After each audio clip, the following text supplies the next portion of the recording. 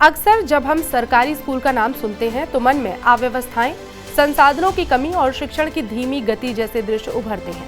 लेकिन छत्तीसगढ़ के धमतरी जिले के अंतिम छोर में बसे घोर नक्सल प्रभावित गांव के सरकारी स्कूल किसी प्राइवेट स्कूल से कम नहीं है। इस स्कूल में प्रिंसिपल की सोच ने सरकारी स्कूल का नक्शा ही बदल दिया है। इसके अलावा बच्चों के जीवन में एक नई ऊर्जा भी शामिल की है। इस सरकारी स्कूल में पढ़ने वाले बच्चे इंग्लिश में माहिर हो चुके हैं। वो इंग्लिश में बात करते हैं, इंग्लिश में पढ़ते हैं और इंग्लिश में ही सवालों के जवाब भी देते हैं। चलिए बेटा, मैं आपको हिंदी सेंटेंस बोलते जा रहा हूँ। आपको हिंदी को अंग्रेजी में बोलना है ताकि सबको समझ में आ सके, ठीक है? हाँ, मुझे पढ़ना है। मैं पढ़ना चाहती हूँ। तुम क्यों पढ़ना चाहती हो? क्योंकि मुझे सीखना है। ओके, तुम क्या सीखना चाहती हो? मैं अंग्रेजी सीखना चाहती हूँ। तुम अंग्रेजी सीखना क्यों चाहती हो? क्योंकि मैं अंग्रेजी बोलना चाहती हूँ। बहुत सुंदर। ओके ओके के अब मैं आपसे एक करता हूँ, जैसा आपको पढ़ने की जरूरत है, आप अंग्रेजी पढ़ सकते हो। ओके, आप अंग्रेजी बोल सकते हो। आपको अंग्रेजी बोलने की जरूरत है। मैं रायपुर जाऊंगा। मैं कल रायपुर जाऊंगा। तुम कल रायपुर क्यों जाओगे? हाँ, क्योंकि मुझे कुछ काम है। धमतरी जिला मुख्यालय से अंतिम छोर यानी कि 100 किलोमीटर दूर घनघोर नक्सल प्रभावित बोडरा गांव में माध्यमिक शाला बोडरा है। करीब 1200 जनसंख्या वाले इस गांव में स्कूली बच्चों की दुनिया में एक नया आयाम गढ़ने वाले स्कूल के प्रिंसिपल महेंद्र कुमार बोर्रा ने सरकारी स्कूल का नक्शा बदल दिया है और इस स्कूल को मॉडल स्कूल के रूप में विकसित किया गया है। स्कूल में चारों तरफ गार्डन है, चारों तरफ साफ सफाई और फुलवारी सजी हुई है। ये स्कूल यूं तो सरकारी है, पर यहाँ की व्यवस्थाएं, सुविधाएं और शिक्षा का स्तर किसी प्रतिष्ठित निजी स्कूल को टक्कर दे सकता है। इस स्कूल में 6वीं से 8वीं तक के बच्चे पढ़ते हैं। इंग्लिश की पढ़ाई पर विशेष फोकस दिया जा रहा है। बच्चों को इंग्लिश में पढ़ाई कराई जाती है। बच्चे इंग्लिश बोल भी लेते हैं। मैं सबसे पहले 9 बजे स्कूल आती हूँ। हमारे सर भी 9 बजे स्कूल आते हैं। फिर हम लोग पढ़ते हैं। फिर 10 बजे प्रेयर घंटी लगता है। फिर हम लोग लाइब्रेरी जाते हैं, कहानी पढ़ते हैं। फिर कक्षा में आते हैं। फिर प्रेयर होता है 2 पीरियड। फिर रिसेस घंटी लगता है। उसके बाद फिर पीरियड होता है। उसके बाद 1:40 को खाना लंच का छुट्टी होता है। फिर पीरियड होता है। उसके बाद 3:30 बजे फिर घंटी। किस तरह पढ़ाते हैं आपके सर? बहुत अच्छे। बड़े सर इंग्लिश पढ़ाते हैं, निषाद सर साइंस पढ़ाते हैं, मैडम हिंदी पढ़ाती है और बनपिला सर गणित पढ़ाते हैं। रुचि किस में ज़्यादा रहता है आप लोग को? इंटरेस्ट किस में रहता है? मेरा तो इंग्लिश। किस तरह से पढ़ते हैं इंग्लिश में? किस तरह से पढ़ाते हैं? मज़ेदार तरीके से पढ़ाते हैं। और क्या सोच है और क्या करना चाहते हो आप लोग? मैं टीचर बनना चाहती हूँ। What is your name? My name is Kapil Kumar Kashyap. What is your father's name? My father's name is Mr. Ganesh Shankar Kashyap. And your mother's name? My mother's name is Mrs. Gunjabai Kashyap. How many members are in your family? There are 5 members in my family. Yes, sir. How many brother and sister do you have? My father, Brother and sister? my brother, No brother? no sister. Okay, and no brother and no sister. Okay, and in which class do you study? I study in class 7. I study in class 7. Okay, and what is your favorite subject? My favorite subject is English. English. Okay, and what is your favorite fruit? My favorite fruit is apple. Apple. Okay, what is your what do you want to become in future? I want to become a teacher in my future. Okay, and how many? What is your hobby? My hobby are reading and playing. Reading and playing. Okay, do you like reading? Yes, I like reading. Okay. हाँ, निश्चित रूप से पहले तो ये नहीं था sir, लेकिन अब जो कंटिन्यू, क्योंकि अब मेरे को आए 12 साल हो गए हैं, तो बच्चे देखते रहते हैं कि हमारे टीचर कितने समय आएंगे। तो जब उनको आने का इंतजार रहता है, और हम जो है चाहे छुट्टी हो सर, संडे हो या कोई भी दिन हो, हमको छुट्टी से कोई मतलब नहीं रहता। यदि छुट्टी भी रहता है तो उस दिन बिल्कुल 1 घंटा हम जरूर आते हैं और बच्चों के साथ बैठ करके बातचीत करते हैं और जो भी विषय के पे है उस पर चर्चा करते हैं। बच्चे इस बहुत ललायित रहते हैं सर।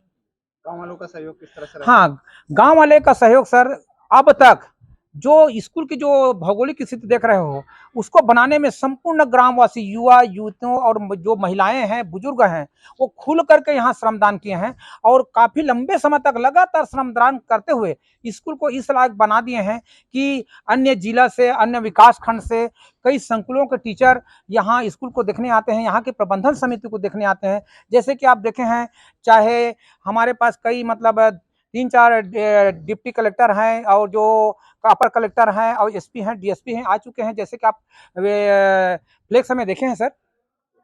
और क्या उद्देश्य है सर आपका? हाँ, हमारा मेन उद्देश्य है सर कि सभी शिक्षकों का उद्देश्य एक ही है कि बच्चों को नौकरी के प्रति नहीं बल्कि जीवन जीने की कला सिखाना है, ताकि वो पढ़ लिख करके अपने जीवन को कैसे जिए जाए और जीवन में कैसे आगे बढ़ा जाए, शिक्षा का उद्देश्य कैसे पूरा किया जाए, ये उनका हमारा उद्देश्य रहता है। टीचरों का योगदान और ये खासियत सर हमारे स्कूल का बात यह है कि हमारे गांव के जो लोग थे, युवा साथी, बुजुर्ग, महिलाएं, आज उन सब के बदौलत स्कूल आज उस मुकाम पे जा पहुंचा है जो पहले नहीं था।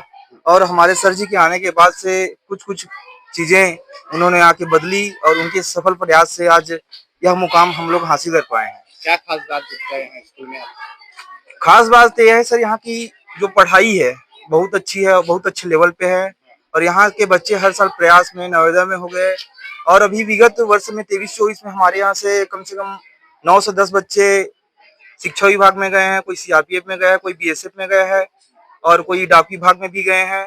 ऐसे हमारे बेच के लड़के थे आज मुकाम को छूने में कामयाबी हासिल किए हैं। और गांव वालों का सहयोग किस तरह से रहता है? और गांव वालों का सर सहयोग, पंचायत को भी, स्कूल को भी, जब भी हम उनको सहयोग मांगे तो वो अपने खुले दिल से आकर यहाँ पे अपना सहयोग करते हैं और हमेशा माध्यमिक शाला बोर्डा हो या प्राथमिक शाला बोर्डा हो, इनके कार्यों को करने के लिए अपनी समय बिल्कुल देते हैं सर।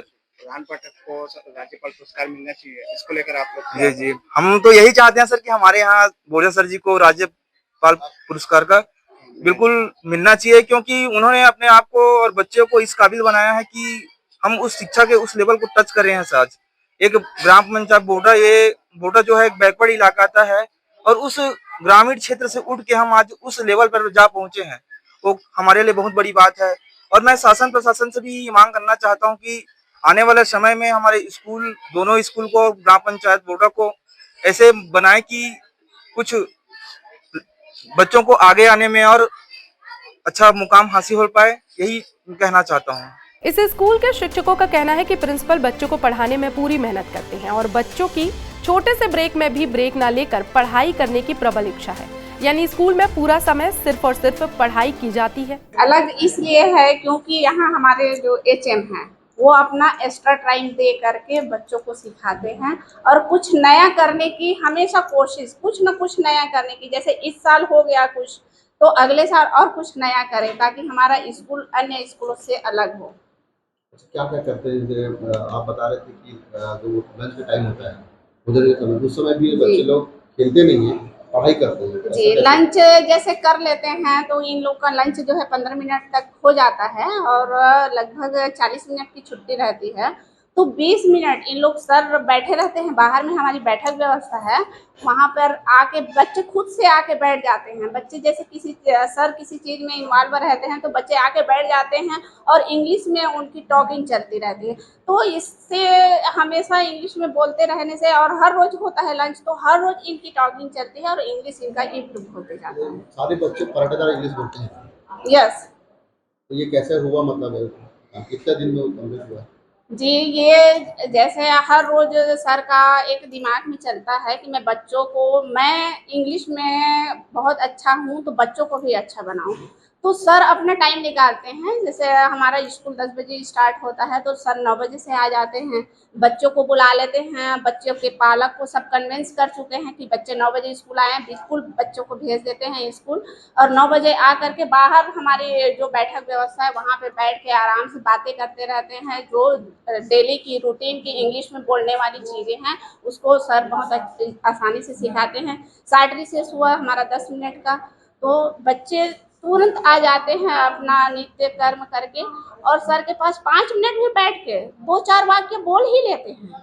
ऐसा जैसे, और छुट्टी हुई हमारी तो 4 बजे के बाद भी 10 मिनट सर से टॉकिंग होती है इंग्लिश में, और सर जाने के बाद फिर इंग्लिश में अपना ऑनलाइन क्लास चलाते हैं, तो उसमें फिर बच्चे इन्वॉल्व होते हैं, सब जुड़ते हैं, और इस तरह उनका इंग्लिश का क्लास बहुत अच्छे से चलता है। काफ़ी हमारे जो बोर्डर स्कूल है नगरी में काफ़ी अग्रणी स्कूल है, और वहाँ पे टीचर्स द्वारा उसको काफ़ी मॉडल की तरह स्कूल की तरह डेवलप किया जा रहा है।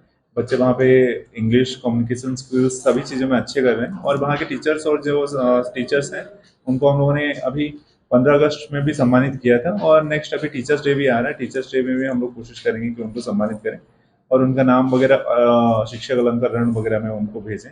और मुझे लगता है कि ऐसे और भी स्कूल्स हैं जो जहाँ पे टीचर्स बहुत अच्छे कर रहे हैं, इसको मॉडल की तरह हम लोग डेवलप करना चाहेंगे। बाकी जगह भी जैसे हमारे कुछ स्कूल्स और भी हैं, सिंहपुर स्कूल काफ़ी अच्छा काम कर रहे हैं आजकल, और सिंहपुर है और बहुत सारे स्कूल्स हैं। तो हम लोग जहाँ पे अच्छे स्कूल्स, अच्छे टीचर्स, बहुत अच्छे परखंदास स्कूल है जहाँ पे अच्छे टीचर्स अच्छे स्कूल से कर रहे हैं, उस मॉडल को हम लोग रेप्लिकेट करेंगे। सर वो टीचर का मांग था कि एलईडी उनको दिया जाए, क्या उनको दिया जाएगा? इतनी अच्छी स्कूल है सर। हाँ, क्या दिया जाएगा? आई थिंक एक लाइब्रेरी का हम लोग सैंक्शन करा रहे हैं वहाँ पे। बहरहाल स्कूल को सजाने और संवारने के काम से लेकर बच्चों को पढ़ाने तक प्रिंसिपल ने अपनी पूरी ताकत लगा दी है। जंगल में रहने वाले बच्चे भी पूरी लगन से पढ़ाई करते हैं। प्रिंसिपल के काम की सराहना न सिर्फ गांव के लोग करते हैं बल्कि अफसर भी करते हैं। गांव वालों की ये मांग है कि प्रिंसिपल बच्चों को पढ़ाने में बेहतर काम कर रहे हैं, उन्हें शासन प्रशासन की ओर से सम्मानित भी किया जाना चाहिए ताकि भविष्य में वो बच्चों को और आगे बढ़ा सके।